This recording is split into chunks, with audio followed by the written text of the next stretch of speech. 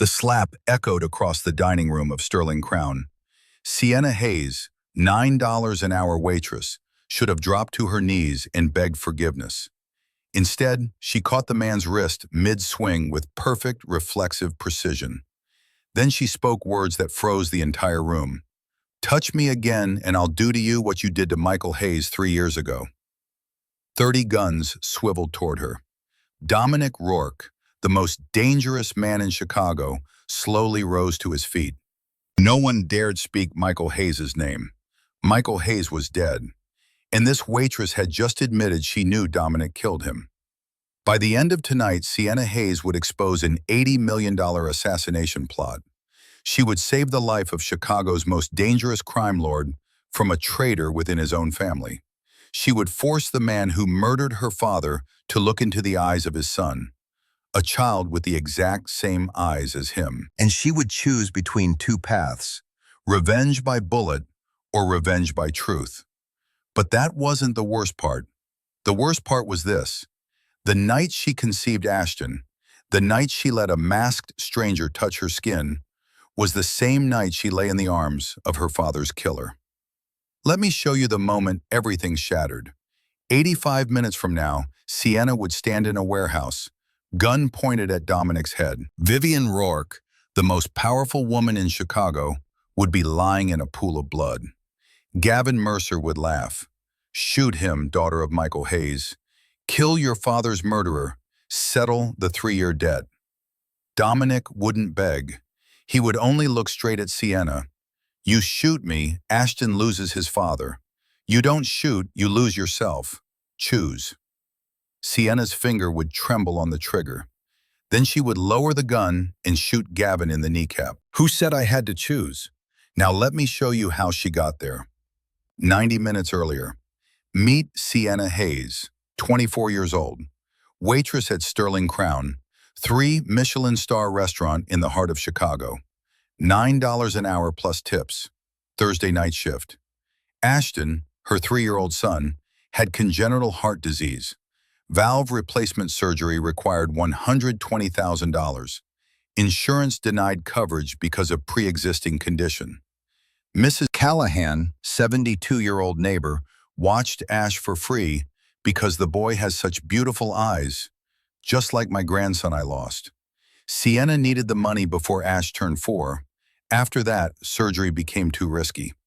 Right now, she had $1,200 in her account, and tonight the man who killed her father 3 years ago would sit at table 12. This wasn't just about hatred. This was survival, and Sienna had a plan.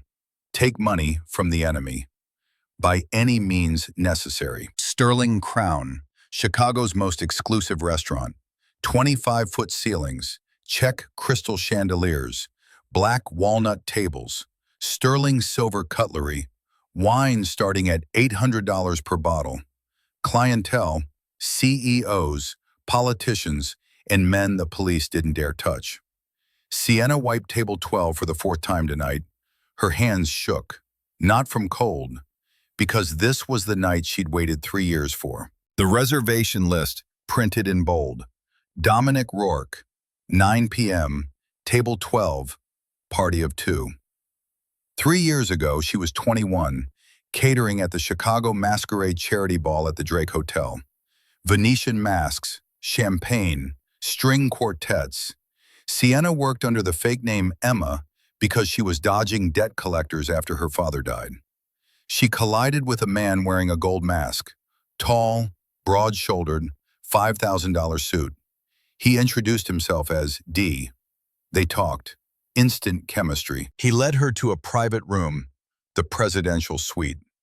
That night she let him touch her. First time since her father died. First time she felt anything but loneliness. The next morning she woke to his voice on the phone in the bathroom. "Handle Michael Hayes. Clean. Leave nothing. I want his family to know. Betrayal equals death." Sienna froze. Michael Hayes was her father. Her father worked as an accountant for a criminal syndicate, discovered money laundering, planned to turn state's evidence to the FBI, and he was killed 3 weeks later. She fled the hotel. 6 weeks later, discovered she was pregnant, gave birth to Ashton, and now the boy had the exact same eyes as his grandfather's killer. 8:45 p.m. Sienna went to the bathroom, opened her worn silver locket. Photo of her father, Michael Hayes, accountant, 47 years old, died in a car accident according to official reports. Truth. Executed by the Rourke Syndicate. Sienna touched the photo. Dad, I'm sorry. I'm serving the man who killed you, but I need to take money from him. For Ash. If you were here, you'd forgive me, wouldn't you? Her phone buzzed. Mrs. Callahan. Sienna, Ash is having chest pain again. Where's the nitroglycerin? Sienna gripped the sink. Left cabinet, blue bottle. Give him half a pill. I'll be home right after my shift. What did the doctor say? Sienna's voice broke. 3 more months. After that, his heart won't hold. 8:58 p.m. The front door opened. 6 security guards in black entered. Earpieces, scanning the room like Secret Service. Conversations died. Everyone knew. The Rourke family. Then Dominic Rourke walked in. 6'4", charcoal Brioni suit, black hair silvering at the temples, face carved from stone, sharp jawline, no emotion. His eyes, one brown, one aquamarine gray-blue, heterochromia, exactly like Ashton. Sienna's breath caught. 3 years of studying photos on Google, but in person, memories flooded back. Hands on her skin, voice whispering her name, the taste of champagne. Beside Dominic, Vivian Rourke, 66 years old, moved like 45. Black Armani, platinum hair pulled tight, walnut cane not for support but for striking. She was the strategist. Dominic was the enforcer. They approached table 12. Manager Brooks hurried after them. Mr. Rourke, everything is ready. I'll have Margot. Vivian tapped her cane. No, that one, pointing at Sienna. Sienna stepped forward, notepad gripped tight, mask of calm but inside was chaos. Good evening, my name is Sienna. I'll be taking care of you tonight. Can I start you with? Dominic didn't look at her. Eyes on his phone. Voice low, authoritative. McAllen 30. Neat. 2. Sienna nodded, turned away, legs shaking. Suddenly, crash! A drunk patron from table 8 stumbled, bumped into a busboy. Tray of 6 champagne glasses flew upward. Sienna's reflexes kicked in. She lunged, caught the tray midair with one hand, used the other to steady the busboy. Not a single glass broke. The entire restaurant applauded. Light, polite, but Dominic looked up. For the first time, truly looked at Sienna. Eyes scanned, face, posture, reflexes. Vivian looked too. Eyes narrowed. The drunk patron, Curtis Kane, Dominic's nephew, stood up, face flushed. You made me look like a fool. You... Manager Brooks intervened. Mr. Kane, please, she just... Curtis shoved Brooks. The manager hit the wall. Curtis advanced on Sienna, breath reeking of whiskey and cocaine.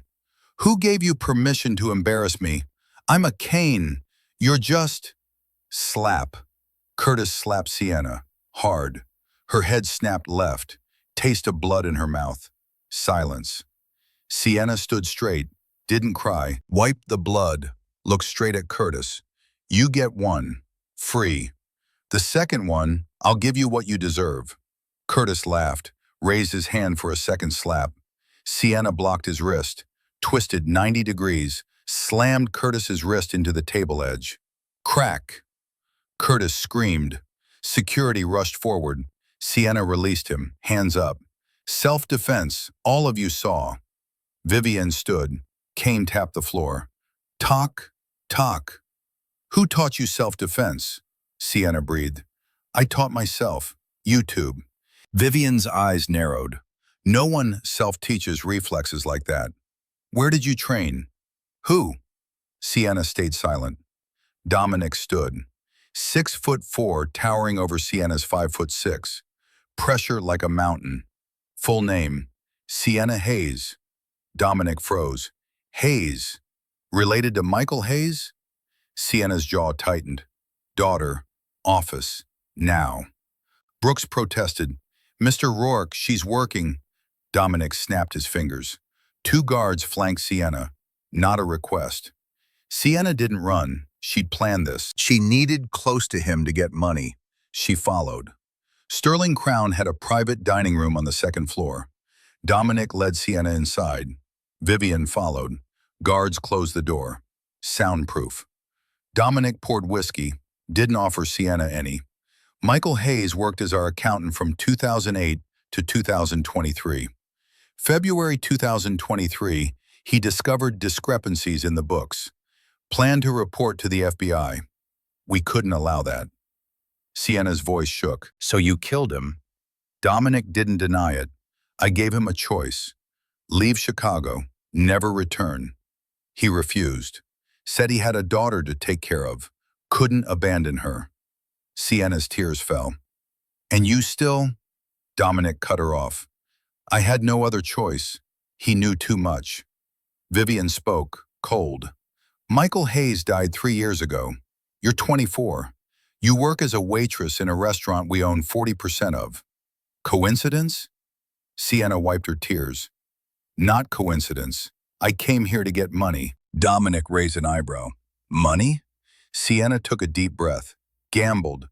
My son, 3 years old, has congenital heart disease. Needs $120,000 for surgery. I want you to pay. Vivian laughed.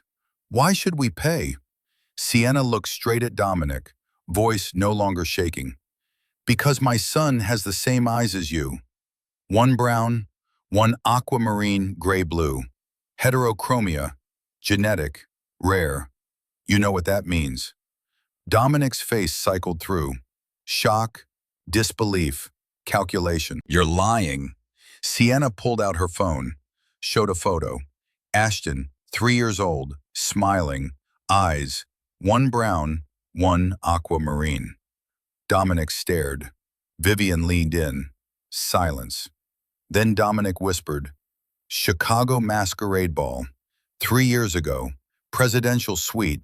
You were Emma. Sienna nodded. Dominic sat down, heavily, like he'd been punched. I have a son. Vivian broke the silence. DNA test. Immediately. Sienna nodded. I agree, but you don't need it. Look at his eyes. Dominic stood, walked to the window, back to them, voice controlled. If he's my son, I'll cover all medical costs. $120,000 isn't a problem. But, he paused, you have to pay a price. Sienna tensed. What price? Dominic turned. Live at Rourke Estate, you and Ashton, 24/7 security, best medical care, but you don't leave, no outside contact. 6 months. You want to make me a prisoner? Vivian answered. Not a prisoner, family. If I refuse?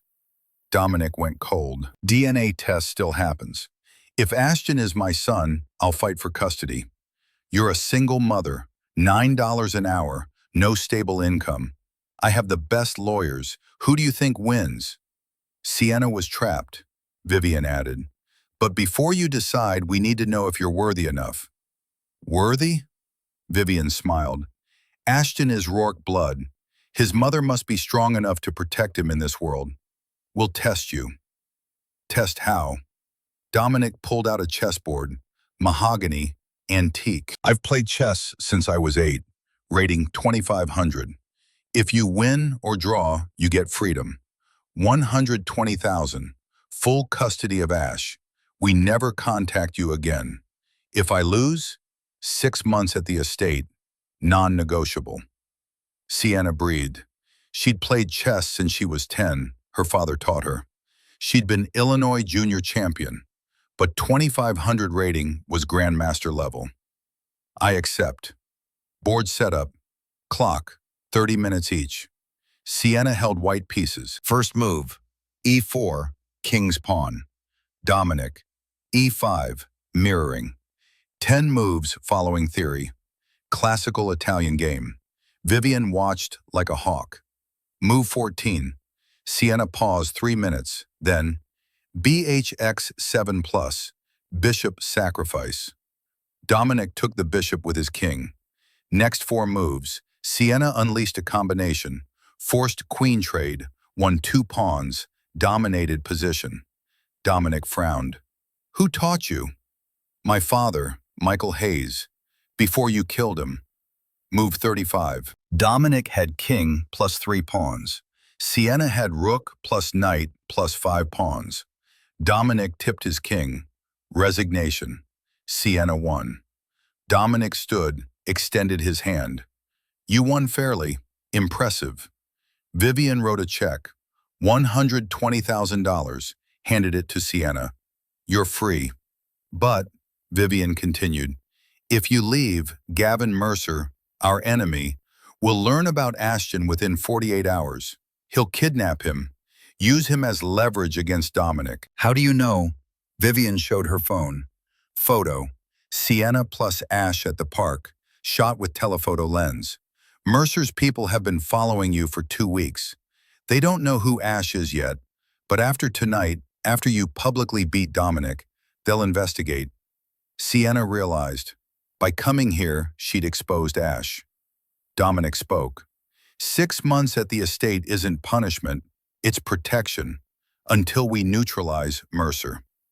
Sienna clutched the check, looked at the $120,000, looked at Dominic. I want guarantees. Ash gets medical care immediately, surgery within 30 days. I'm present 24/7. Deal. Sienna folded the check, put it in her pocket. 6 months. After that, Ash and I leave. Forever. Vivian smiled. We'll see. 3 armored SUVs drove Sienna to Rourke Estate. Escalades.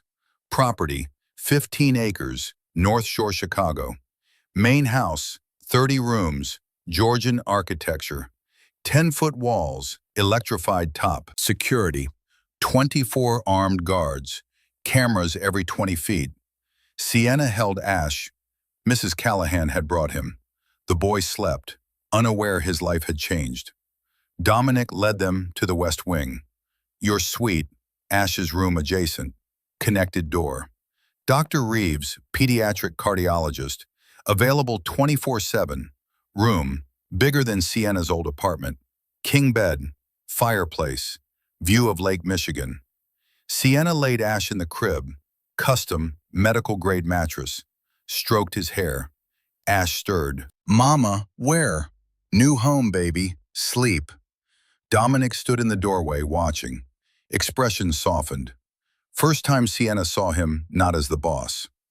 Next morning, Vivian summoned Sienna to the breakfast room. Table seated 15, only 3 present. Dominic, Vivian, Sienna. Vivian pushed a file. Rourke Capital. Front, hedge fund. Reality, money laundering through real estate. FBI watching 2 years, no evidence. Why? Sienna read 5 minutes. 150 pages of contracts, shell corporations, offshore accounts. You use the REIT loophole. Real estate investment trusts don't have to report beneficial owners if under $10 million per transaction. You split $100 million into 12 transactions. Legal. Vivian impressed. Weakness? If FBI subpoenas all 12 REITs simultaneously, they'll see the pattern. Connection. Need more diversification. At least 50 REITs across 10 states. Dominic looked at Vivian. Nodded. Vivian spoke. You start today. Not as a prisoner, as a consultant. $5,000 a week. That night, Dominic called Sienna to his study. Whiskey. Fire. Dominic poured 2 glasses, offered one to Sienna. 3 years ago, masquerade ball. Who did you think I was? A man in a mask, wanting to escape his life for one night. Right.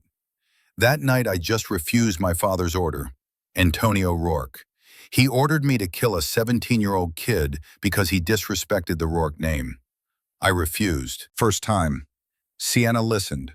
Dominic continued. Father said I was weak, said I wasn't worthy to inherit. I went to the ball to escape.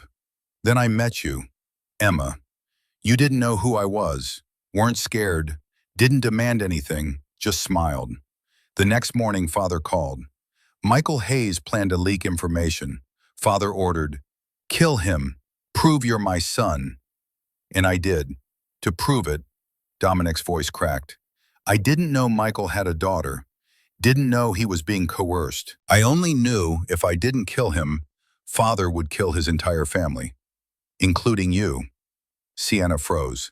So you chose to kill one person instead of many? Yes. Sienna set her glass down.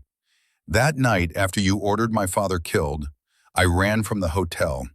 6 weeks later, pregnant. I didn't know what to do. Abort? Keep? Dominic tensed. I kept him, because Ash was the last piece of that night, the night I felt alive, before everything collapsed. Sienna looked at Dominic. I hated you for 3 years, dreamed of shooting you, but now I see Ash smile when you hold him, and I don't know how to feel. You have the right to hate me, forever, but Ash has the right to have a father, and that's the problem. 5 days later, Vivian received a package. Inside, photo of Ash playing in the estate gardens, long lens, plus note, the boy's eyes are unusual. Rourke blood? How much to make him disappear? G. M. Gavin Mercer. Family Council. Dominic, Vivian, Sienna, plus Roland Cross, head of security. Roland reported, Mercer family's been tracking us 3 weeks. They know about Sienna. Suspect Ash is Dominic's son. Sienna panicked. We have to hide Ash. Move him. Vivian cut her off. No. Moving shows fear. We double security. I'll deal with Mercer directly. By killing him? Then his sister, Celeste, will retaliate. Vicious cycle. 2 days later, second threat. Text to Dominic's private phone. Only 12 people had it. Ash's surgery scheduled March 31st at Northwestern Memorial. Shame if something happened. GM leak confirmed. Someone inside the estate. Vivian interrogated all staff. 48 hours, no sleep. Finally, Julia Chen, maid for 8 years, broke. Celeste Mercer blackmailing her. Husband in prison, Celeste could arrange an accident. Vivian's judgment. Julia not killed, but fired plus blacklisted. Family couldn't use her again. Sienna witnessed the interrogation from behind one-way glass, saw Vivian's ruthlessness. Shaken. Dominic found her after, vomiting in the bathroom. You shouldn't have watched. I needed to know who I'm living with. Now you know. You still want to stay? Sienna washed her face, looked in the mirror. For Ash, I stay. 1 week later, Vivian hosted a charity gala at the estate. 150 VIP guests, senators, CEOs, judges. Show of power. Sienna had to attend, wearing Oscar de la Renta gown, Vivian's choice. Ash stayed upstairs with Dr. Reeves plus 6 guards. 10:30 p.m. Sienna went to the bathroom. Passing the study, heard voices. Sniper ready. 11 p.m. when Rourke steps onto the balcony for his speech. Headshot. Clean. Voice. Roland Cross, head of security, on the phone. Sienna had no time to warn Dominic. 11 p.m. was 15 minutes away. If she ran downstairs, sniper would abort. She had to find the sniper first. Sienna ran to the roof. Access via service stairs. Cold wind. Heels broke. She kicked them off. Barefoot on gravel roof. Searched 30,000 square feet of roof. Darkness. Then, metal glint. 150 feet south. Sniper setting up. Sienna crawled toward it. Silent. Heart pounding. Sniper focused on setup. Didn't look behind. Sienna grabbed a loose brick. Threw it west. Clink. Sniper turned. Sienna charged. Tackled from the side. Both rolled. Sniper's rifle skidded away. Hand to hand. Sniper, male, 200 pounds. Overpowered Sienna. Chokehold. Sienna couldn't breathe. Vision blurring. Then, Gunshot. Sniper's head exploded. Dominic stood 20 feet away, gun smoking. Vivian beside him with night vision scope. Dominic pulled Sienna up, checked her neck, bruised. Rage in his eyes. "You could have died." Sienna coughed. "Roland. He's the inside man, I heard him." Vivian snapped her fingers. Guards grabbed Roland, standing below the balcony, pretending to be normal. Dominic said to Sienna, "You just saved my life. Second time in my life." "When was the first?" 3 years ago, when you gave me one night without judgment, without fear. That time, you saved my soul." Vivian interrupted. "Enough. Bring Roland down. We need answers." Basement, concrete walls, single bulb, Roland tied to chair, blood from nose. Guards had roughed him up. Dominic, Vivian, Sienna, standing. Sienna insisted on being present. "How long?" Roland spit blood. 2 years. Celeste Mercer pays me $50,000 a month. I needed money. My son's addicted to drugs. Rehab isn't cheap." Vivian cold. "So you sold us out." "I only gave Celeste schedules, movements. I didn't think they'd kill." Dominic punched Roland. Jaw cracked. "You almost killed me. Almost made Ashton lose his father." Roland coughed blood. "But I'm not the biggest threat." Vivian stepped forward. "What do you mean?" Roland laughed, crazed. "Celeste didn't just buy me. She bought someone closer. Someone Dominic trusts." Dominic tensed. "Who?" Roland looked straight at Sienna. "Ask her. Ask Sienna Hayes about the Cayman Islands account. 500,000 wire transfer from Mercer Corp, March 8th, 5 days ago." Silence. Sienna froze. "What the hell?" Roland continued. "Celeste showed me proof. Sienna Hayes. Account number 847392. 500,000. Payment for intelligence about Rourke security protocols."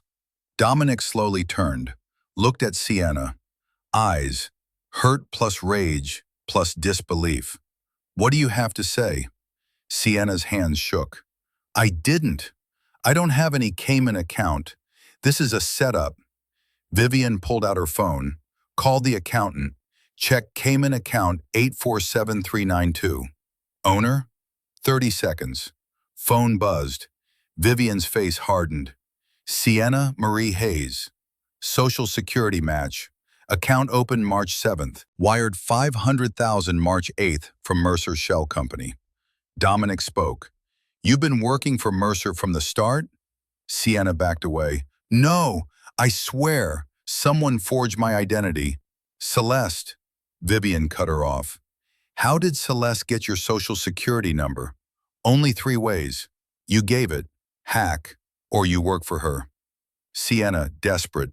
"Check my laptop, my phone. I haven't contacted Mercer."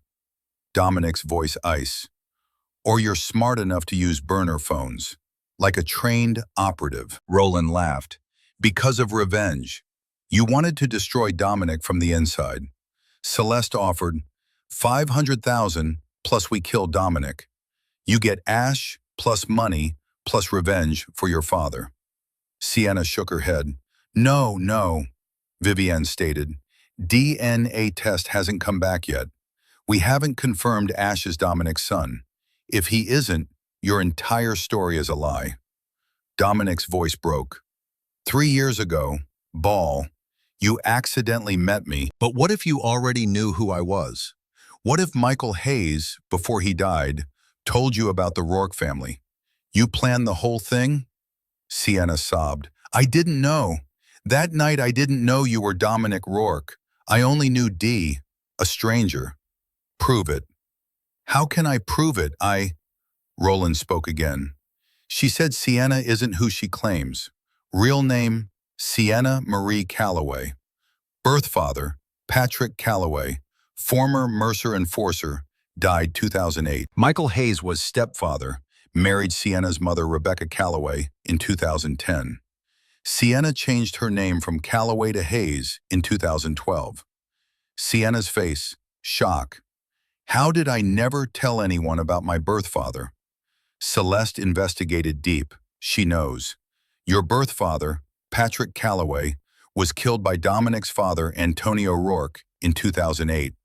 Because Patrick betrayed Mercer, switched to working for Rourke, then stole $2 million. So you have double motive, revenge for two fathers, Michael Hayes and Patrick Calloway.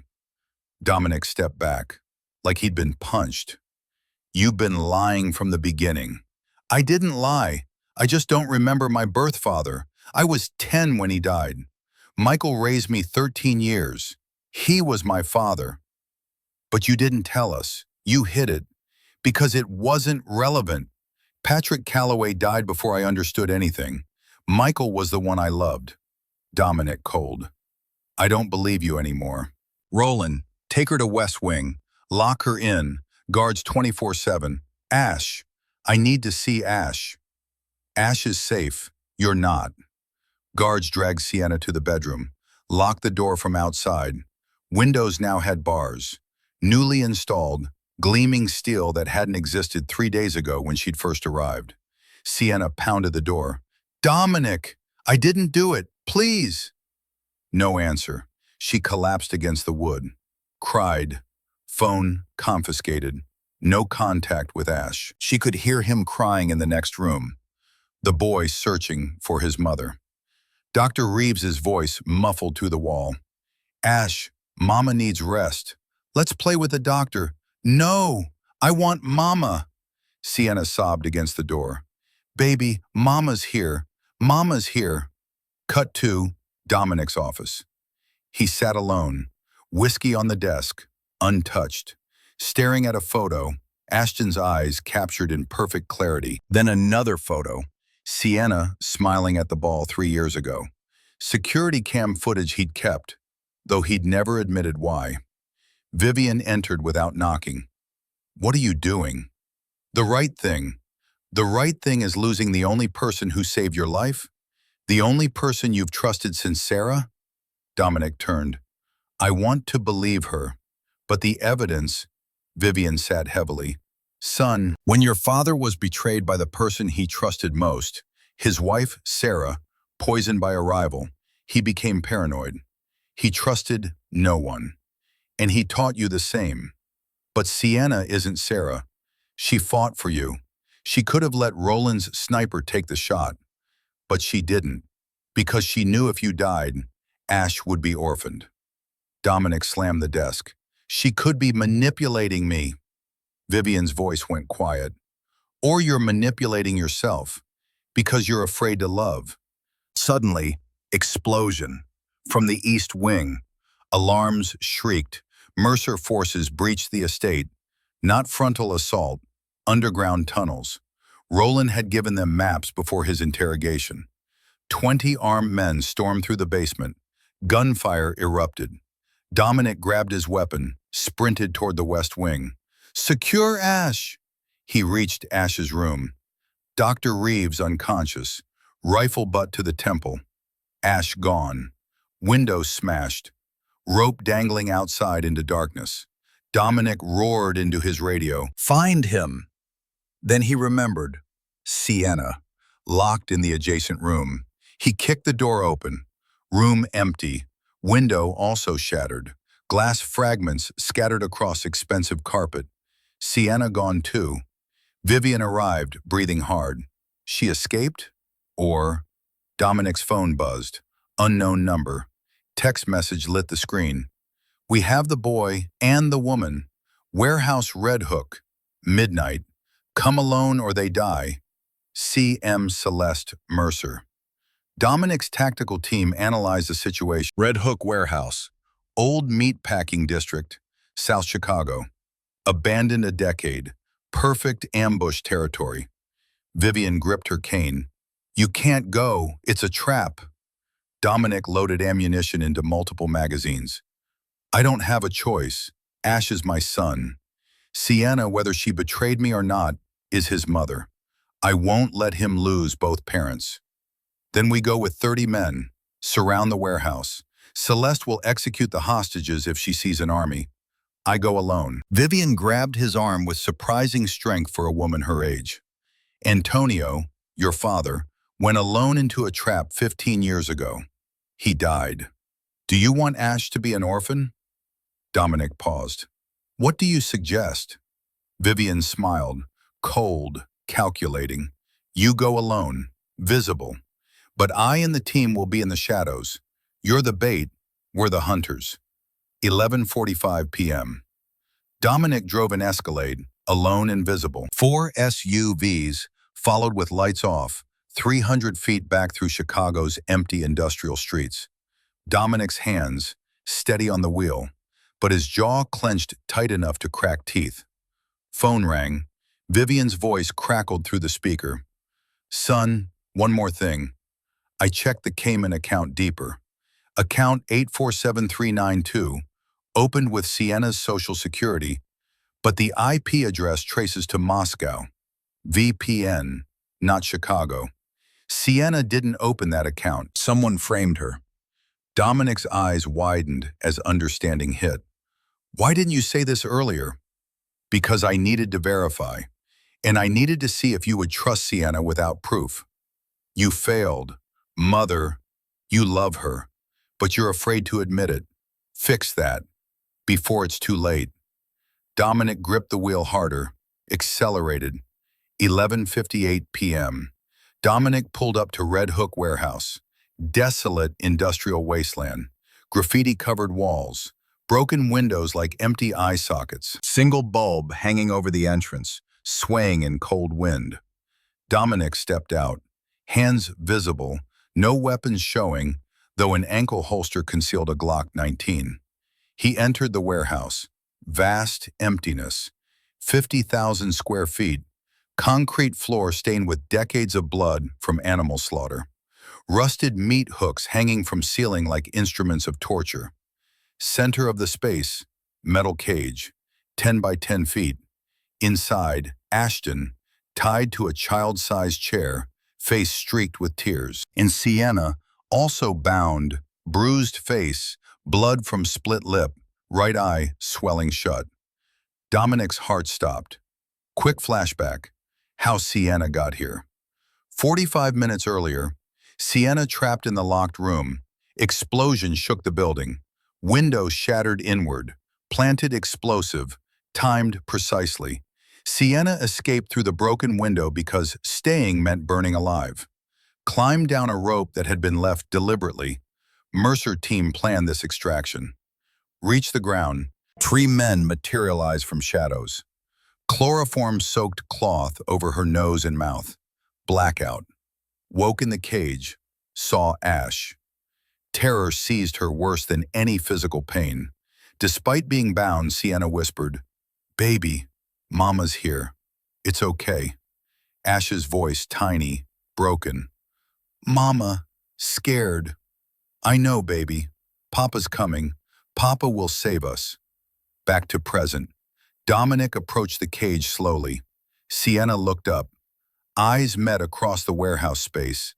Sienna's voice barely audible. "I didn't betray you." "I know. I'm sorry." Slow clap echoed from the shadows. Celeste Mercer stepped into the light. 27 years old, stunning, fashion model beauty wrapped in black tactical gear that somehow made her more dangerous. 12 armed men flanked her position. Dominic Rourke. Finally. Alone. Vulnerable. Release them. The deal is between you and me. Celeste laughed, crystalline, cold. "No, the deal is, I kill all 3. You, the woman, and the brat. Then I take over Rourke territory." Clean sweep. Dominic's muscles tensed. "Gavin won't accept this. He wants me dead, but he doesn't harm children." Celeste's smile turned vicious. "Gavin is a fool. He was weak. That's why I removed him." "You killed your own brother?" Celeste shrugged with casual indifference that made Dominic's blood run cold.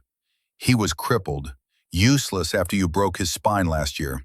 I needed power, and power doesn't share." She pulled her weapon, pointed it at the cage. "Goodbye, Rourke." Gunfire erupted, but not from Celeste, from above. Vivian plus sniper team on the catwalks that ringed the warehouse ceiling. 4 of Celeste's men dropped before they understood what was happening. Chaos. Dominic drew his ankle weapon, shot 2 more men, rushed toward the cage through the firefight. Sienna shouted over the gunfire. Key! Celeste has the key!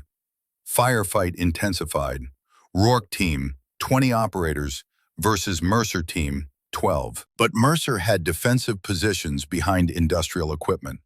Dominic pinned behind a concrete pillar. 30 feet from the cage. Couldn't advance. Ash screaming. Sienna trying to calm him while still bound. Celeste behind a metal shipping container shouted, Rourke! Surrender or I detonate the bomb in the cage. She held up a detonator for him to see. Dominic froze. Looked at Vivian on the catwalk. Vivian spoke through his earpiece. Bluffing, no explosive signature on thermal imaging. Are you certain? 70%. Not good enough. Inside the cage, Sienna worked frantically on her ropes. Used the sharp edge of the chair leg. Sawing. Quiet. Desperate. Ash noticed. Mama doing? Sienna whispered. Shh, baby, quiet game. 2 minutes felt like 2 hours. Rope frayed. Finally snapped. Hands free. Sienna untied Ash quickly. Hugged him so hard he squeaked. Baby, when Mama says run, you run to the man in the dark suit. Papa, trust? Ash nodded, still terrified, but trusting his mother absolutely. Sienna looked around the cage, saw a meat hook hanging 3 feet outside the bars, rusted chain attached. Plan formed. Sienna shouted, Celeste! Celeste turned from her position. What? What do you want, money? I have the 120,000 check. You release us, you take it. Celeste laughed. I'm richer than you, bitch, but you want Dominic to suffer. Killing him fast isn't enough. You want him to watch his son die, right? Celeste paused, intrigued by the psychology. Continue. Release Ash. Keep me. Make Dominic choose, his son or me. Ultimate torture. Celeste considered this, then nodded slowly. Smart. Okay. She approached the cage, key in hand. Celeste unlocked the cage door, reached for Ash. Sienna shoved Ash out hard. Run! Ash ran toward Dominic. Dominic caught him mid-sprint, dove behind the pillar with his son. Celeste furious. Shoot the kid! Mercer men aimed. Sienna grabbed the meat hook chain, swung it with all her strength at Celeste's head. Metal connected with skull. Clang! Celeste staggered sideways. Sienna grabbed Celeste's fallen gun, pointed it at her. Drop weapons or I shoot. Mercer soldiers hesitated, their commander at gunpoint from a woman they dismissed as weak. Celeste laughed, despite the gun pressed to her temple. You won't shoot. You're not a killer. True, I'm not, but he is. Dominic stepped out from cover, weapon aimed at Celeste's center mass. Your men drop their guns, now, or I paint these walls with your brain matter. Celeste signaled reluctantly. Men lowered weapons. Rourke team secured them rapidly. Celeste smirked at Sienna, even in defeat. Clever, but you're still naive. You think winning one battle equals winning the war? Mercer family has 200 soldiers. They'll hunt you. Hunt that brat. Forever. Sienna stepped closer, gun pressed harder against Celeste's forehead. No, because I have a deal. What deal? I don't kill you. I let you live. But you call off the war. Publicly. Announce Mercer family surrender. Or, Sienna leaned in, whispered so only Celeste heard. Or I release evidence that you killed Gavin. To the FBI. To your rivals. The entire underworld will hunt you as a kinslayer. Celeste's eyes widened. You don't have evidence. Sienna pulled out her phone. Hidden in her bra, Mercer men hadn't searched thoroughly. Audio recording. From when you confessed 5 minutes ago. I removed him. Crystal clear. Celeste went silent, defeated. Fine. Truce. Mercer family withdraws from Chicago. Swear on blood oath. Celeste spat, cut her palm with a knife from her belt, shook Dominic's hand roughly. Blood oath. War over.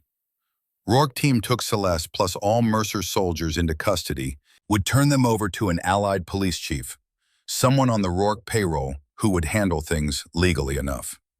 Outside the warehouse, 3 a.m., police and paramedics arrived, the legitimate kind, not bought. Ash checked by EMTs, unharmed physically. Sienna treated for split lip, bruised ribs, possible concussion. Dominic carried Ash, the boy half asleep on his father's shoulder. Approached Sienna sitting in the ambulance, paramedic adjusting bandages. You need x-rays? I'm fine. Dominic sat beside her carefully, Ash between them like a bridge. Silence, heavy with things unsaid. Then Dominic spoke quietly. I'm sorry. I shouldn't have doubted you. The evidence, I should have investigated before I accused. Sienna looked down at her hands. You had the right to doubt. I hid things about my birth father. I wasn't 100% honest. But you didn't betray me. You saved my life. Twice. You saved Ash. He paused, struggled with words that didn't come easily. You're the strongest person I know. Sienna's tears fell despite her attempts to stop them. I'm not strong. I'm terrified. Every single day. Scared of losing Ash. Scared I'm not good enough. Scared that you'll realize I don't deserve to be part of this world. Dominic cupped her face gently, calloused hands surprisingly tender. You don't have to be part of this world. You are the center of it. Ash needs you. I need you. Need or feel something more? Dominic leaned forward until their foreheads touched. I love you, Sienna Hayes. Since 3 years ago, since you laughed in that garden at the ball, I was just too afraid to admit it. Sienna sobbed. I love you too, even though I don't want to, even though you're the person who killed my father. But you're also the person who gave me Ash. And you're you. They kissed, soft, tender. Ash stirred between them with a sleepy protest. Mama? Papa? Both pulled back, smiled through tears. Yes, baby. We go home now? Dominic looked at Sienna with a question in his eyes. Where is home for you? Sienna paused, considered everything that had happened, then spoke words that felt like truth. Home is wherever Ash is safe, wherever we're together. Dominic stood, extended his hand to help her up. Marry me, not because of duty, not because of Ash, because I don't want to spend one more day without you. Sienna laughed, surprised, genuine. This is a proposal? In the middle of a crime scene? I'm not a romantic man, but I'm an honest one. I want you, forever. Sienna took his hand, stood despite her injuries. Yes, but 2 conditions. What? 1, Ash never gets involved in the business. Clean life for him. Deal. 2, you teach me everything. About the family, about the business. I don't want to be a wife on the sidelines. I want to be a partner. Equal. Dominic smiled, real warmth breaking through his usual cold exterior. You've been a partner since you beat me at chess. 8 months later, Rourke Estate. Autumn. Gardens painted gold and crimson. Ash, now 4 years old, ran through fallen leaves with a golden retriever puppy named Scout. His laughter carried on the wind. Healthy, strong. Surgery successful 6 months ago. Heart valve replaced. Prognosis excellent. Sienna, 6 months pregnant with baby number 2, sat on a garden bench with her laptop, working on Rourke Capital restructuring. Legitimate consulting now, she'd registered her own LLC called Hayes Legal Consulting. Dominic walked out carrying 2 cups of coffee, sat beside her carefully. Quarterly earnings look good? Better than good. Third quarter profits up 40%. All legal channels. Dominic kissed her temple. You work magic. Vivian approached slowly, cane but moving slower these days. She was officially retiring next month. Sienna, you have a client interested. Senator Morrison. He needs a legal consultant for campaign finance restructuring. Legitimate? 100%. You've built quite a reputation. Hayes Legal Consulting is top 5 firms in Chicago now. Ash ran over, puppy bounding beside him. Mama! Papa! Scout caught the ball.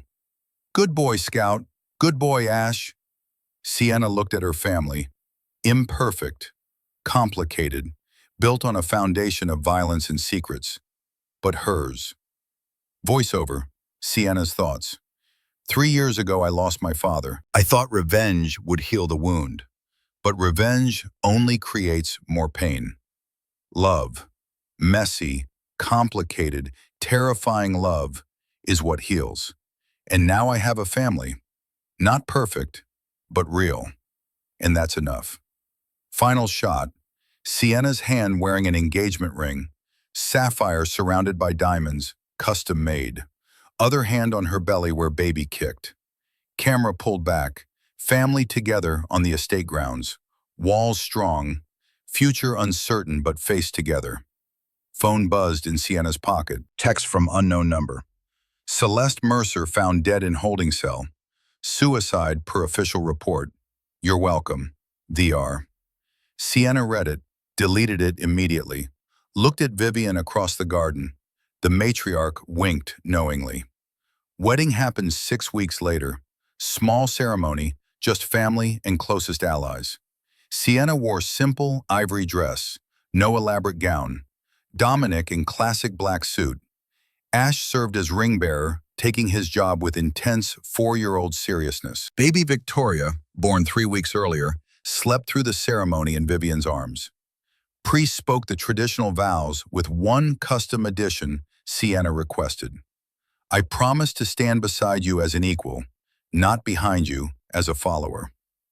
Dominic repeated it without hesitation.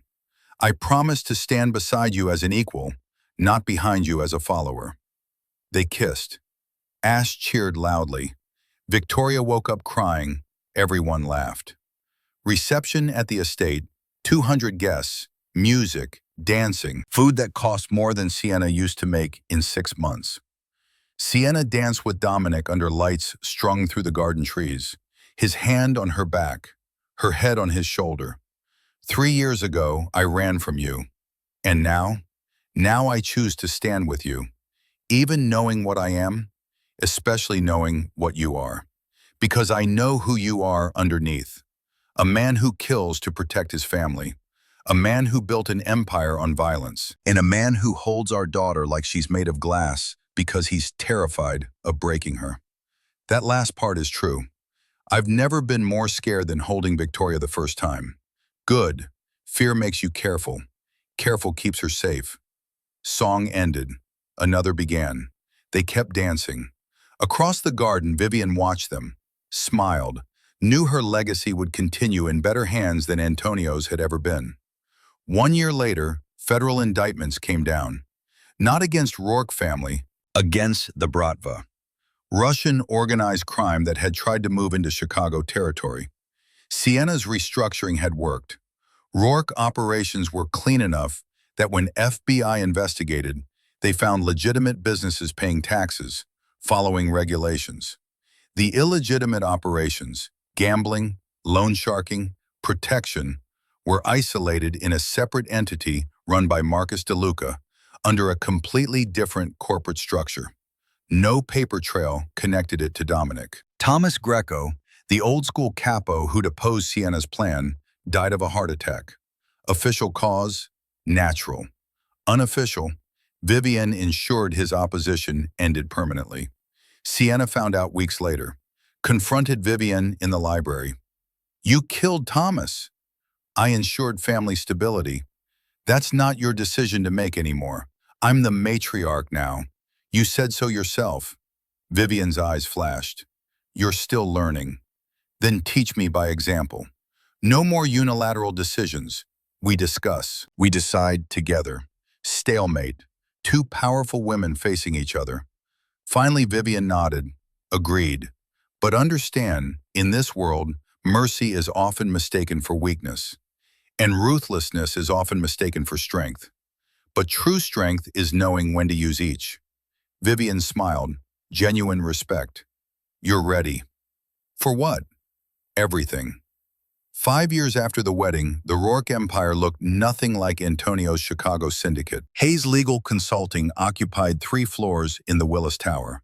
Legitimate business, legitimate clients, legitimate income that paid taxes and followed every regulation. The illegitimate side existed in shadows Sienna preferred not to examine too closely. Marcus DeLuca ran those operations with Dominic's oversight. Protection rackets, high-stakes gambling, loan operations for people banks wouldn't touch. Nothing violent, nothing that attracted federal attention, just expensive insurance for Chicago businesses. Sienna told herself she'd drawn a clear line. Her consulting firm stayed clean. The family business stayed separate. But lines in this world never stayed clean for long. Ash turned 9, smart beyond his years, asked questions that made Sienna's chest tight. Teachers said he had unusual emotional intelligence, could read people, understand motivations. Sienna recognized where that skill came from. He's learning from us. Is that good or bad? Dominic watched Ash playing with Victoria in the garden. Neither. It's just preparation for the world he'll inherit. Victoria turned 7, all fire and questions, demanded to know why armed guards drove them everywhere, why strangers at the park stared. Because we're different, sweetheart. I don't want to be different. I know, but different keeps you safe. Spring 2031. Sienna was 39 years old, Dominic 47. Their wealth legitimate enough that Chicago Magazine ran a profile. The Rourkes, from old money to new power. The article carefully avoided mentioning Antonio's criminal empire, focused instead on Dominic's investments, Sienna's consulting success, their charitable foundation funding Chicago public schools. Image rehabilitation. Years in the making, almost complete. Then the past came calling. Sienna's phone rang during a client meeting. Unknown number. She normally ignored those, but something made her answer. Female voice. Young. Nervous. Is this Sienna Rourke? Yes. Who's calling? My name is Emma Calloway. I'm your half-sister. Sienna's world tilted. I don't have a sister. Patrick Calloway was your birth father. He was also mine. Different mothers. I'm 23. I just found out about you through a DNA ancestry test. Silence. Sienna's mind raced. Patrick died when she was 10. She barely remembered him. Michael Hayes raised her. Patrick was just a ghost from early childhood. Why are you calling me? Because I need help. And according to the internet, you're connected to powerful people. What kind of help? The kind that involves someone trying to kill me. Sienna met Emma Calloway at a coffee shop in Lincoln Park. Public, neutral, armed security watching from 2 tables away, invisible to civilians but ready. Emma looked nothing like Sienna. Blonde where Sienna was brunette, green eyes instead of brown, but the jawline was identical. Patrick's jaw. Emma's hands shook around her coffee cup. Thank you for meeting me. Tell me everything. Emma's story spilled out. Her mother died 2 years ago. Cancer. While going through her mother's things, Emma found documents about Patrick Calloway, a man she'd never known existed because her mother told her the father was a sperm donor. DNA tests confirmed Patrick was real. Ancestry database connected Emma to Sienna. But digging into Patrick's past attracted attention from people Emma didn't understand. What kind of people? Men in suits, following me, breaking into my apartment, leaving messages that I should stop asking questions about Patrick Calloway's death. What questions? Emma pulled out a folder. Newspaper clippings, police reports, court documents. Whether he really died in a random mugging in 2008 or whether someone murdered him specifically. Sienna's blood went cold. This was dangerous territory. Patrick didn't die in a mugging. Antonio Rourke executed him for stealing $2 million. Sienna knew this from Vivian's training, but Emma didn't need to know. Why does this matter to you? Because the men following me said if I keep investigating, I'll end up like Patrick. And I don't even know what that means. Emma's voice cracked. I'm terrified. I have a 3-year-old daughter. If something happens to me, Sienna made a decision. Pack a bag. You and your daughter are coming to stay with us until we figure this out. I can't impose your family, and family protects family. That night, Emma and her daughter Lily moved into the Rourke estate. Dominic wasn't thrilled. You brought unknowns into our home without discussing it? She's my half-sister. Someone's threatening her. Someone's always threatening someone in our world. Doesn't mean we bring them inside our walls. She has a 3-year-old daughter. What was I supposed to do? Dominic paced the bedroom. Background check. Deep investigation. Make sure she's not a plant. A plant from whom? Old enemies, new rivals, people who want inside our operation. She's terrified and desperate.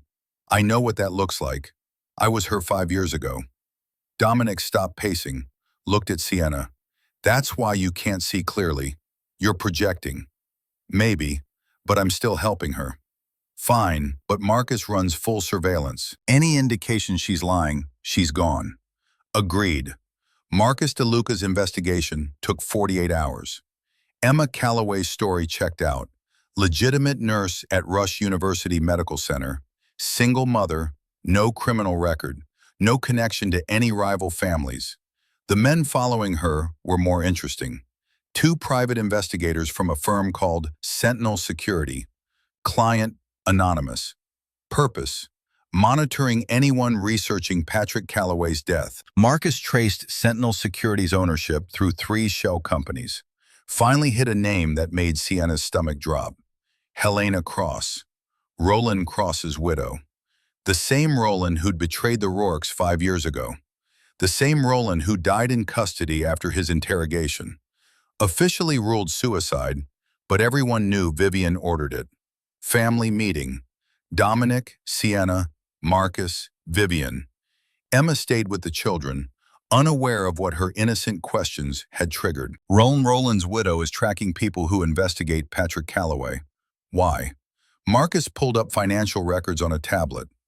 Because Roland and Patrick worked together. Before Roland worked for us, he was Patrick's partner in a scheme to steal money from both the Rourkes and the Mercers. The $2 million Patrick supposedly stole wasn't $2 million, was $4 million. Patrick took 2, Roland took 2.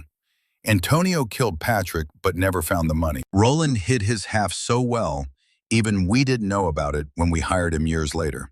So Helena thinks if she finds Patrick's money, she finds Roland's? Exactly. And Emma researching her dead father led Helena right to us. This is about money, not Emma. Dominic leaned back. Always about money, money and revenge. Vivian tapped her cane. We end this quickly. Offer Helena triple what Roland hid. She takes it and disappears. Simple transaction. That's more expensive than... Sienna cut Marcus off. It's cheaper than war. And Emma's family. We protect family. Setting up the meeting took 3 days. Neutral location. A private room at the Chicago Athletic Association Hotel. High profile enough that violence would attract immediate police attention. Isolated enough for sensitive conversation. Helena Cross arrived with 2 bodyguards, 53 years old, elegant in a way that reminded Sienna of Vivian. Controlled rage wrapped in expensive clothing. Mrs. Rourke, thank you for meeting. You're threatening my sister. Not a great way to start negotiations. Your sister is asking questions that threaten my family's future. Your family lost its future when Roland betrayed us. Helena's jaw tightened. My husband made a mistake. He paid for it.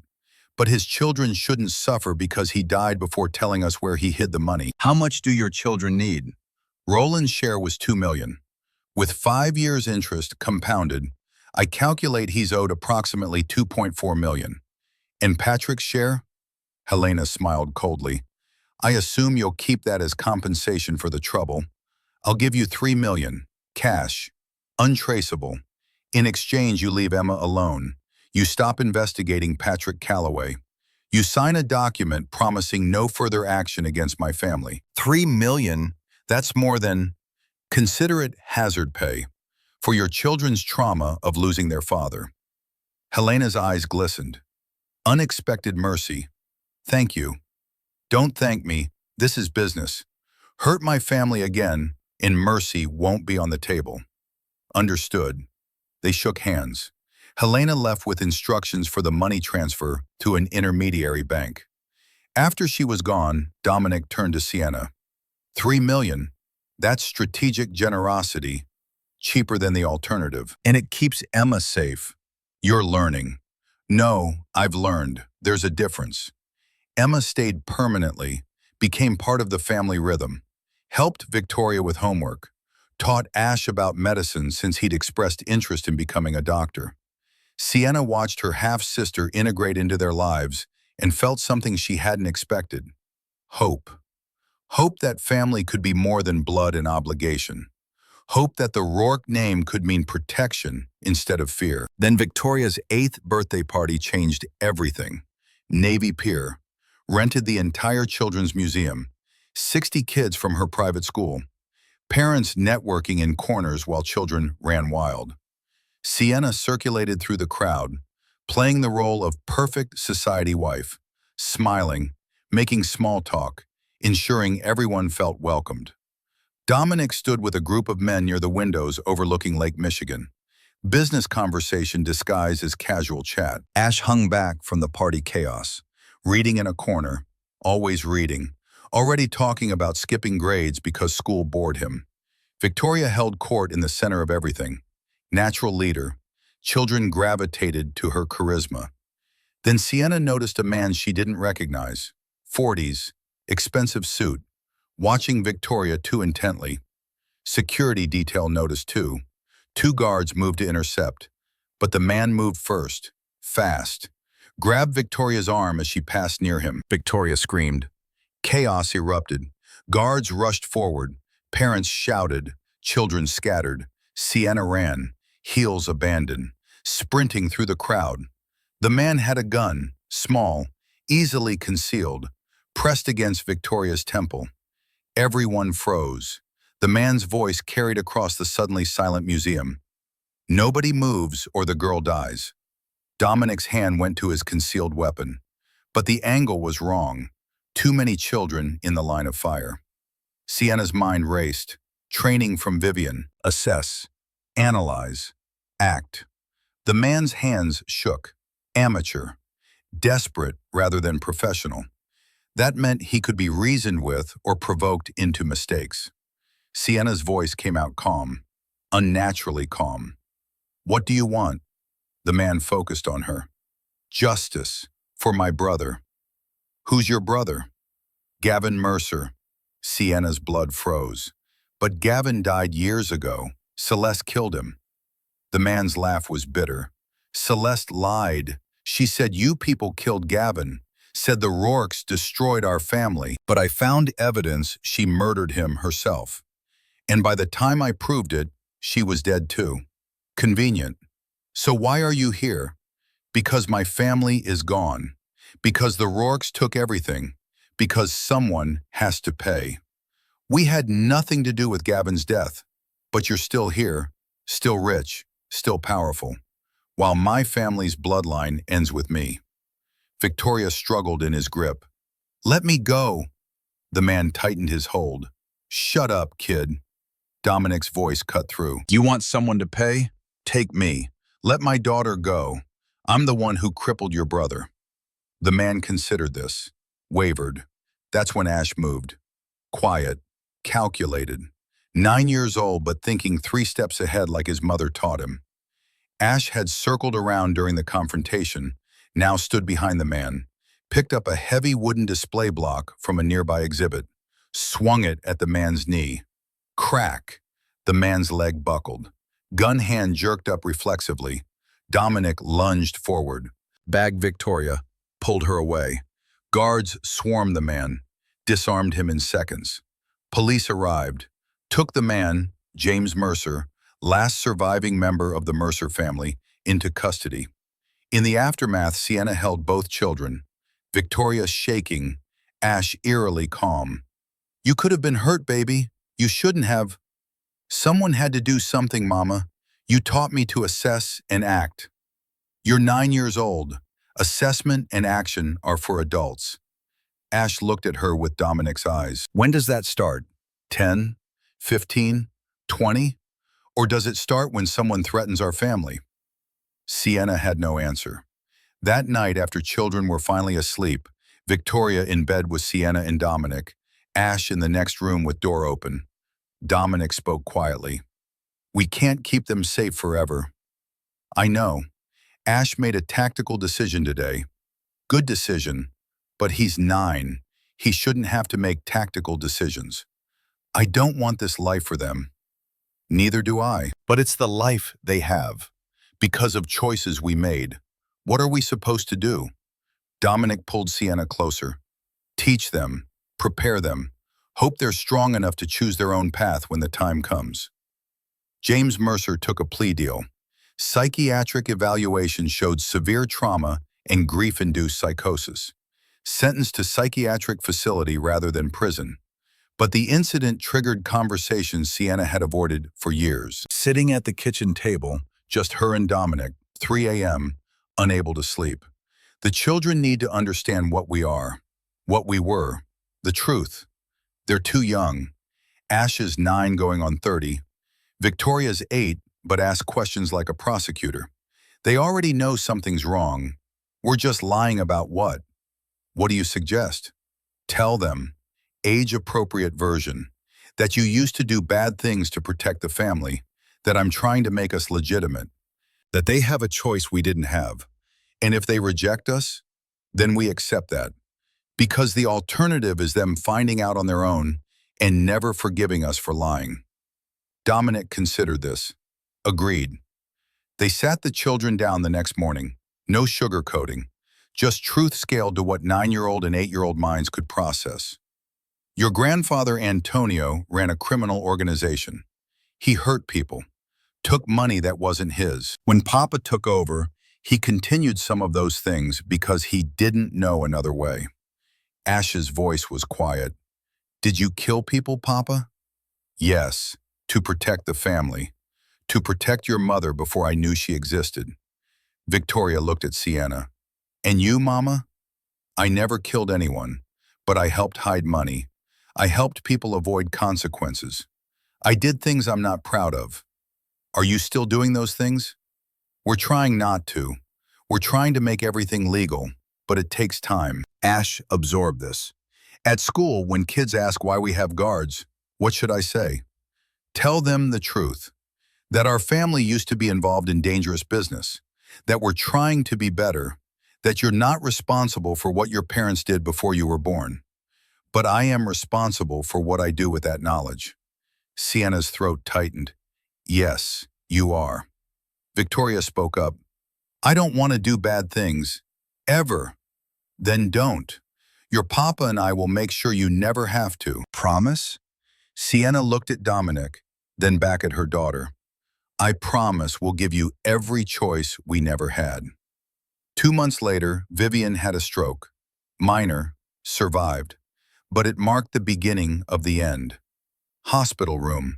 Vivian hooked to monitors, face drooping slightly on the left side, speech slurred but mind still sharp. Sienna sat beside the bed, holding the older woman's hand. You're not allowed to leave yet. We still need you. Vivian's words came slowly. You don't need me anymore. You're ready. I'm not ready to lose you.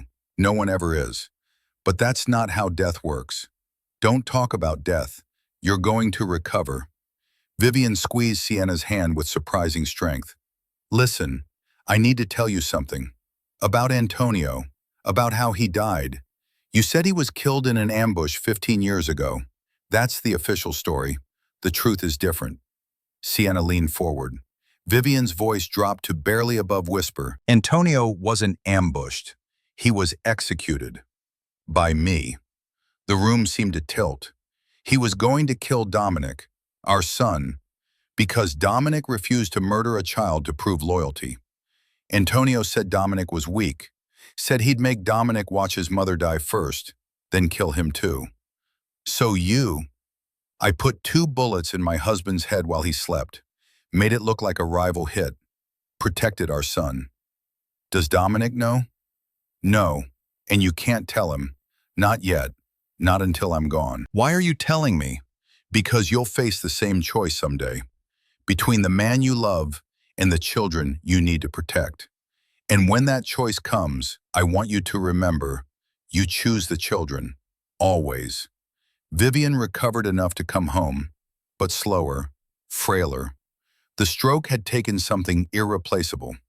Sienna kept the secret, carried it like lead in her chest. Fall 2032. Ash applied for early admission to Phillips Academy, prestigious boarding school in Massachusetts. Wanted to study medicine at Harvard eventually. Dominic opposed it. Boarding school means leaving home, leaving protection. He needs education beyond what Chicago can offer. The science program at Phillips is exceptional. He needs to be where we can see him, where Marcus can watch him. He needs to be normal as we can give him. They argued for weeks. Finally compromised, Ash could attend Phillips, but with 2 security detail members posing as school staff. Janitor and administrative assistant, both former special forces. Ash left for Massachusetts in September, cried when he hugged Sienna goodbye at the airport. Mama, I'll call every day. I know, baby, I know. Victoria cried harder than Ash. She and her brother had been inseparable. Now he was leaving.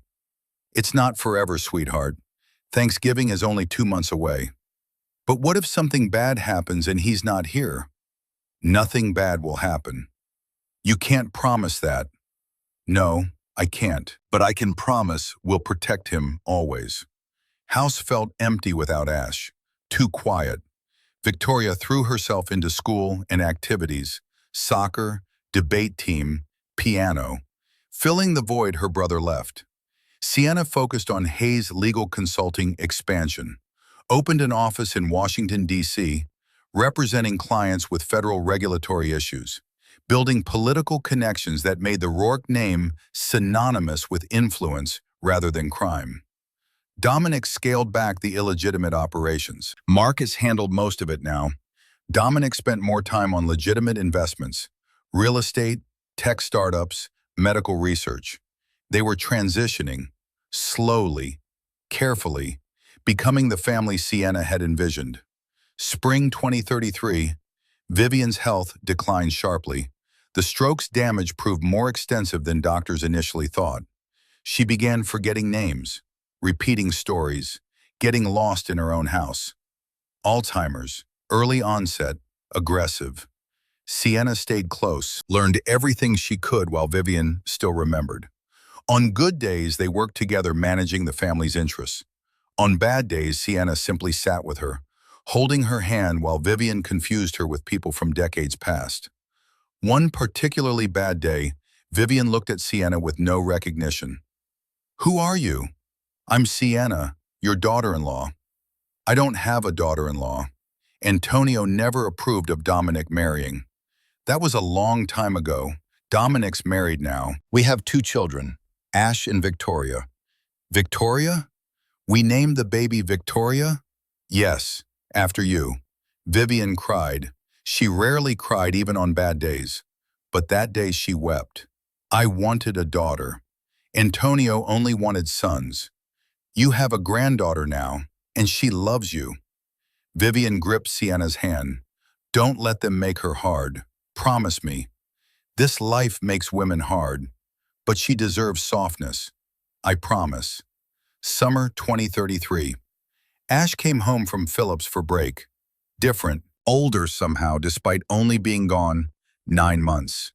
He talked about new friends, classes that challenged him, plans for summer research programs at Johns Hopkins, studying cardiac surgery. But he also talked quietly one night, just him and Sienna in the garden, about feeling caught between 2 worlds. "At school, I'm just Ash. Nobody knows I'm a Rourke unless I tell them. It's nice, being nobody. You're not nobody, you're my son. I mean, nobody important, nobody dangerous, nobody people are afraid of. Is that what you want? To be nobody? Sometimes. Yeah, then be that.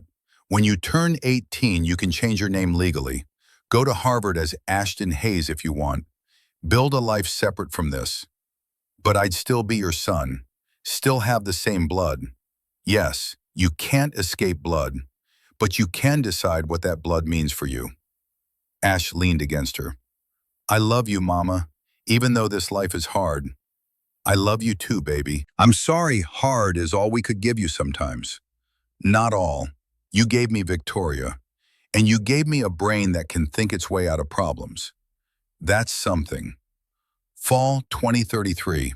Federal investigation opened into Chicago political corruption, not targeting the Rourkes directly, but investigating politicians the Rourkes had connections with. Hayes Legal Consulting prepared defenses for 3 senators, 2 representatives, and a federal judge, all clients with Rourke ties. Sienna worked 18-hour days, coordinating with lawyers, reviewing documents, ensuring nothing connected her clients to anything illegal. But the investigation kept expanding, closer, dangerous. Marcus came to Sienna's office one evening, looking worried.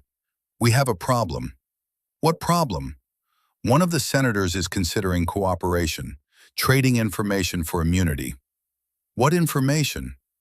Everything, including details about Rourke operations from the old days, including Antonio's murder of Patrick Calloway. That was 30 years ago. Statute of limitations, not for murder. And if the senator testifies that Dominic knew about Antonio's crimes and continued the organization, they can charge him under RICO statutes for running a continuing criminal enterprise. What do we do? Marcus's face was grim. We find leverage, or we lose everything. The senator was William Preston from Massachusetts. Sienna researched him obsessively, found his weakness within 48 hours. His son, 26 years old, severe opioid addiction.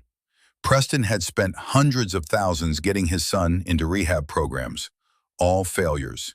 Sienna made the call herself. Senator Preston, this is Sienna Rourke. I understand your son is struggling with addiction. I have connections to the best private treatment center in California. 98% success rate. I'd like to help. Silence on the line. Then Preston's voice, thick with emotion. Why would you help me? Because I'm a parent too, and I know what it's like to be desperate to save your child. What do you want in return? For you to remember who your friends are and who they aren't. Preston's cooperation with federal investigators ended within the week. His son entered treatment. Investigations stalled without his testimony. Crisis averted. But that night, Sienna sat in the shower and cried. Use someone's dying child as leverage.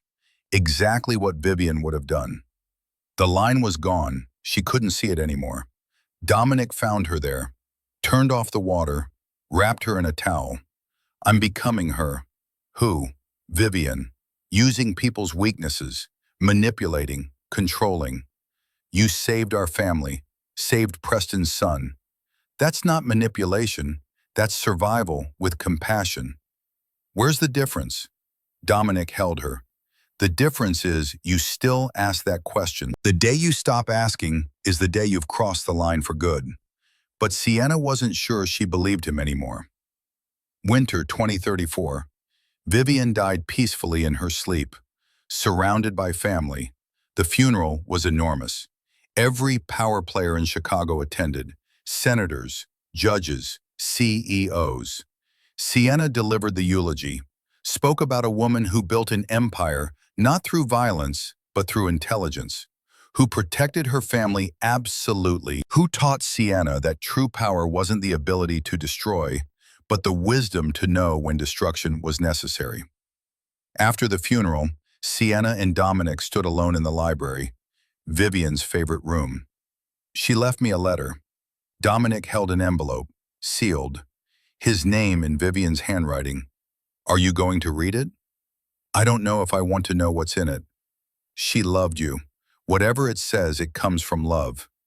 Dominic opened the envelope, read silently. Face went pale. What does it say?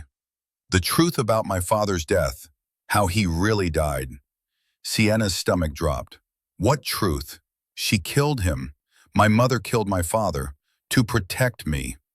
Dominic looked up at Sienna with devastated eyes.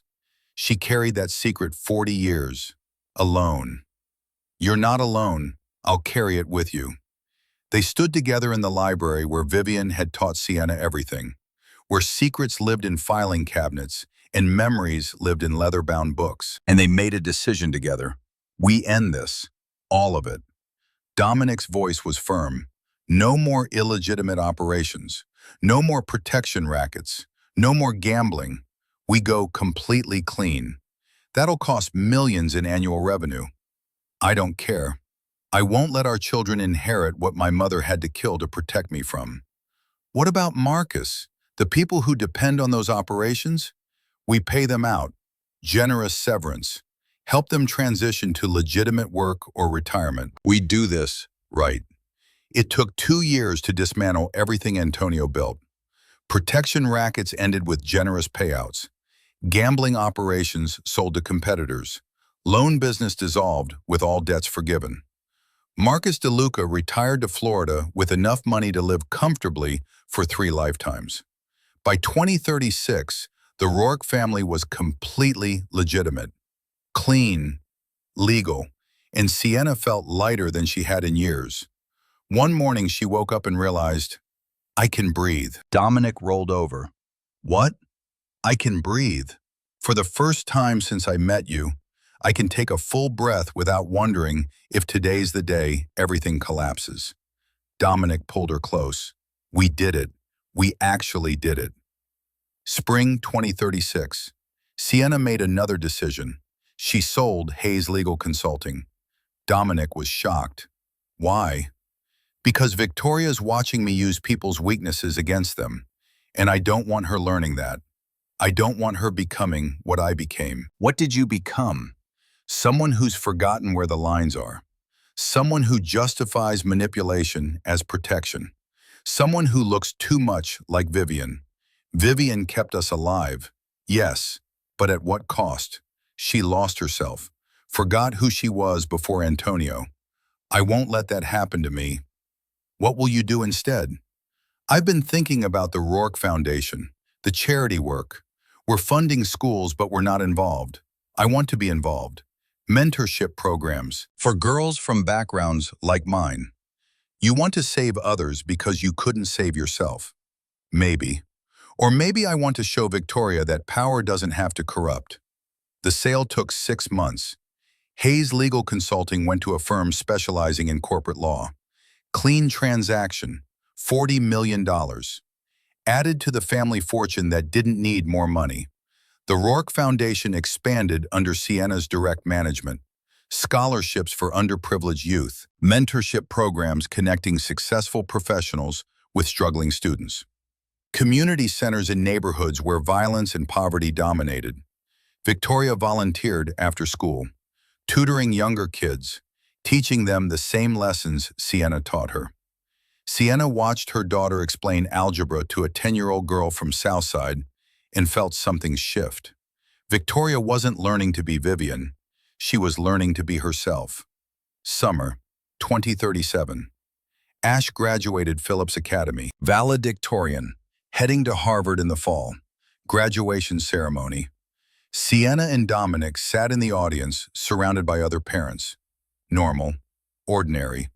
Ash gave his speech about perseverance and identity. Thank you to my family for giving me roots strong enough to grow from and wings brave enough to fly with. People applauded. Didn't realize those pretty words contained layers only his family understood. After ceremony, Ash hugged them both. I know this wasn't easy for you, letting me go. But I promise I'm not leaving. Just growing. We know, baby. We're proud. Even though I'm not continuing the family business, especially because of that, you're breaking the cycle. That's braver than continuing it. Ash started Harvard in September. Pre-med program, living the college life Sienna never had. Victoria turned 13. Teenager now. Opinions about everything. But she channeled that energy into the foundation. Proposed new programs, interviewed potential scholarship recipients. One night at dinner, she announced, "I want to study social work, help families like the ones we work with at the foundation." Sienna couldn't speak, just hugged her daughter tight. Dominic smiled. "That's exactly the kind of Rourke we hoped you'd become." Fall 2038, the final piece fell into place. Sienna received a call from an elderly woman named Catherine Hayes, Michael's sister, Sienna's aunt. "I'm dying, cancer, and I wanted to meet you before I go." They met at a hospice facility in Evanston. Catherine looked nothing like Michael, but her voice had the same gentle quality. Catherine gripped Sienna's hand. "I followed your life from distance, watched you build something from tragedy. You knew what happened to Michael?" "Yes, and I know who was responsible. But I also know you transformed that family, made them better." "I'm not sure I made them better, just different." "Different is better," Michael would be proud. Catherine died 2 weeks later, left Sienna a letter. The letter revealed Michael had known about Patrick Calloway's criminal activities, had known Sienna wasn't his biological daughter, chose to raise her anyway because love transcended blood. Final line, "You are proof that we are not our fathers. We are our choices. Choose wisely."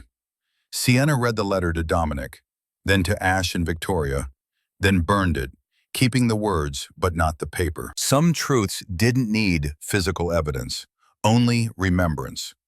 3 years passed, peaceful years, years where the most dangerous thing the family faced was Ash's organic chemistry exams and Victoria's college application essays.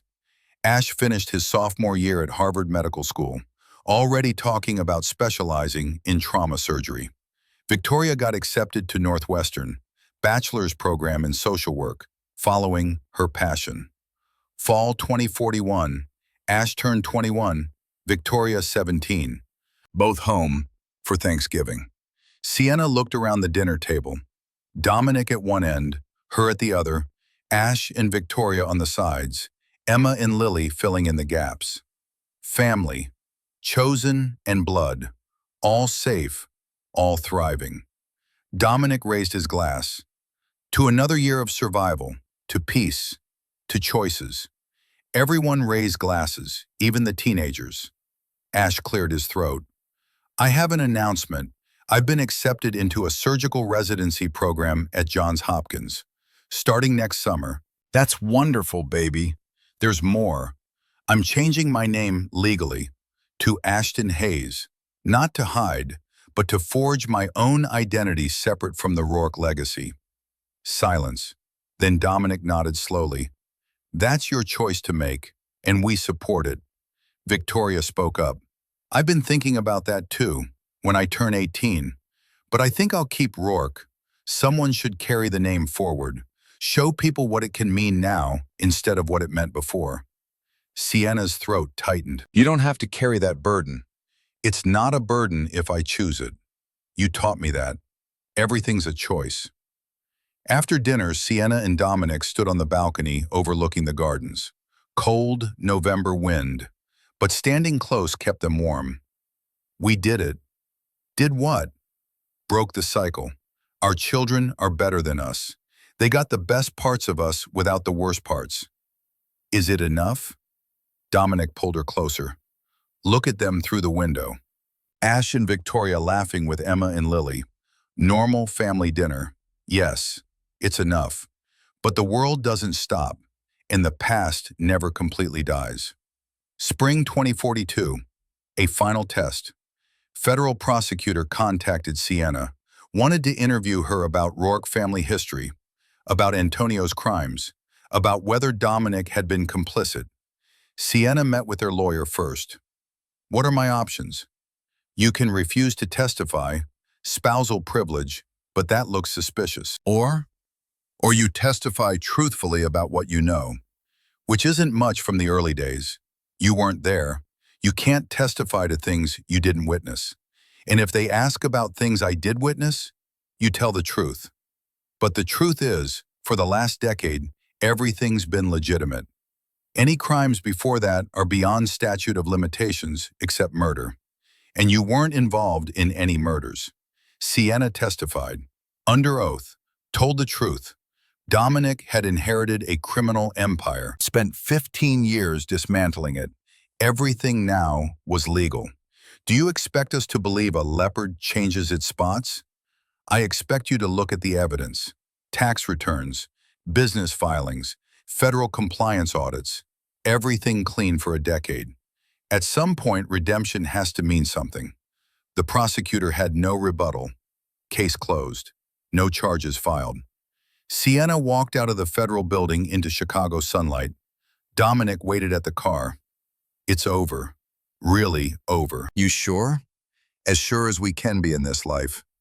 They drove home together, past the city they'd fought to survive in, past the neighborhoods where they'd built their empire and then dismantled it piece by piece, home to the estate where their children were growing into people who would never have to make the choices their parents made. That night, family dinner, normal chaos, Ash talking about cadaver lab, Victoria complaining about college essay prompts, Emma and Lily planning a summer trip to California. Sienna looked around the table and realized this was the ending she'd been fighting for since the moment she walked into Sterling Crown Restaurant 16 years ago. Not revenge, not wealth, not power, just this: family, safety, choice. Toast, Victoria standing. To Mama and Papa for building something better from something broken. Everyone raised glasses. Sienna met Dominic's eyes across the table, saw the same thought reflected there. We made it. Not perfect, never perfect, but better, and better was enough. Years later, someone would ask Sienna, do you regret any of it? The violence, the compromises, the lines you crossed? And Sienna would answer honestly, I regret the necessity, but I don't regret the outcome. My children are free. They get to choose who they become. That's all any parent can hope for, to give their children the freedom they never had. That's redemption. Not erasing the past, but ensuring it doesn't define the future. We are not our fathers. We are not our mothers. We are the choices we make when everything's burning down. And I chose love. I chose family. I chose to build instead of destroy. That's enough. That has to be enough. Because in the end, that's all any of us have. The choices we made, the people we protected, the legacy we leave. Not perfect, never perfect, but better, always better.